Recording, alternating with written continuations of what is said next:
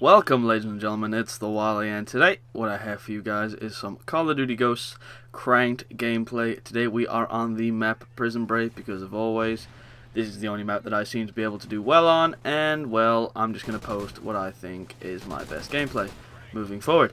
We are going to be using something a little bit controversial today. I feel this is the M27 IAR, in my opinion, one of the best and most underrated guns in Call of Duty Ghosts, with the tracker sight and the armor piercing rounds.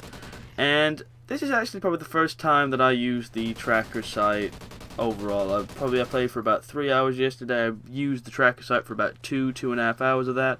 Pick up the Honey Badger, of course it has the tracker sight on it.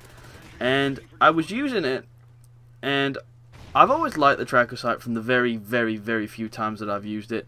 But I used it properly for this session, I would call it. And to be honest, it's a bit overpowered. I mean, I know a lot of people compare it to the tracker sight. I personally didn't have any problem with the tracker sight whatsoever.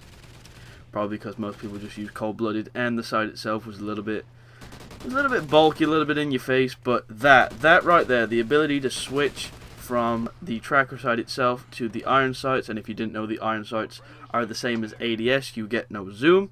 The fact that you can do that makes this sight a little bit overpowered, in my opinion. Now, again, the fact that, I mean, look at that, they're just dead, they have no chance. The fact that they're entirely orange, unlike the tracker sight, you know, where you still have the outline of the person, and you're just kind of like a little red diamond, excuse me. The fact that they are now entirely orange, and you can see, even if it's just the tiniest of, like, part of their foot that's hanging out, 15 kill streak with the tracker sight going forward. The fact that you can see even the tiniest part of their body and it's highlighted orange, you can see people across the map. That to me is a little bit of a problem, because I was using this, and I mean, I don't think I've said this before, this is a 25 KD gameplay.